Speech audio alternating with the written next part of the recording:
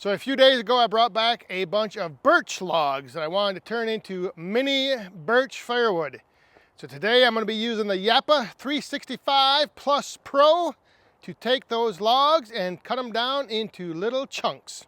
And the Yappa 365 works great for taking these logs and cutting them down to that 5.5-inch length that I need, and then splitting them in half, setting them up the conveyor and putting them into a tote that I can then later take over to the Kindlet and put them through to make the mini firewood.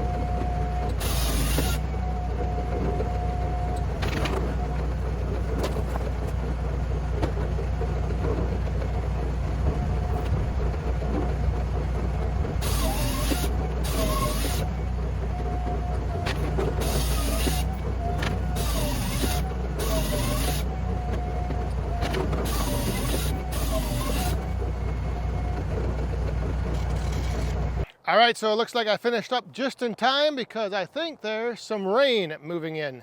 But here is the finished tote. So all of the logs I had fit into this tote. However, this tote is a little overloaded because I was not able to pick it up with the Coyote. I could lift it, but my rear tires were coming off the ground a little bit because I don't have enough weight in the back. So I wanted to move this either inside the greenhouse or at least in the carport under shelter so it would not be out in the rain that's moving in. But I think what I'm gonna have to do is just take one of these IBC tote tops and put it on there and cover it up. This birch, I'll tell you what, I've only had birch a few times, and when I go down to the farm and I go back in the back 40 and I look for birch trees, the only ones I seem to find are dead.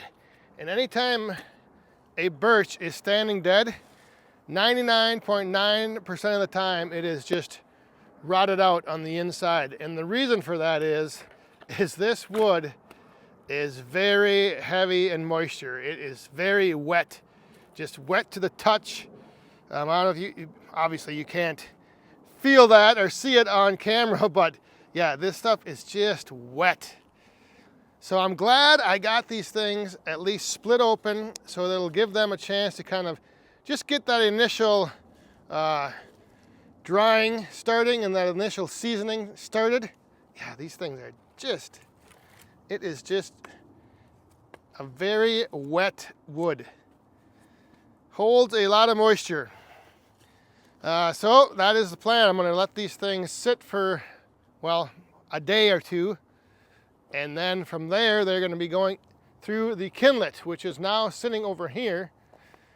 The greenhouse, I'm waiting for the tracks to come in and the wiggle wire, but yeah, it gets a little warm in here. So I've had to, I opened that end up just to allow in the afternoon some airflow through here, because I moved a bunch of the mini firewood in, but I just don't want it to get like humid. Like, very, you know, it's hot and humid in here in the afternoon. Use the little top of the tote for that little storage rack there. And then I just brought in pallets that I had. I had a whole bunch of these pallets just sitting around. So again, just making use of something that I had laying around. And you know, they weren't really doing anything, sitting back in the corner of the wood yard. I also had these planks from some old garden boxes, so I just used those as well, and just made myself a couple little storage bins over here. This is all bark on walnut, so all of this is walnut that has the bark on. That's some oak right there, and then this is some of the honey locust. And this bin, I can definitely pile that up a little bit higher. Over here is the bag of the barkless walnut. So the last run of walnut that I did, I picked out all of the barkless pieces and I kind of separated those out. I'm not sure if I'm going to offer the bark on at maybe like a little discounted rate. I don't know. I don't know if it even matters. I just think the barkless looks a lot cleaner. It is a lot cleaner. I mean, obviously there's nothing wrong with the bark being on, but it gets dirty. It's very dirty with the bark on. You're going to see here this dirt. So we'll see. We'll see what I want to do with that. I might just end up burning it myself when I'm doing live streams and having mini fire pits going. Then I got another bag of oak right there, and then a bag of the honey locust.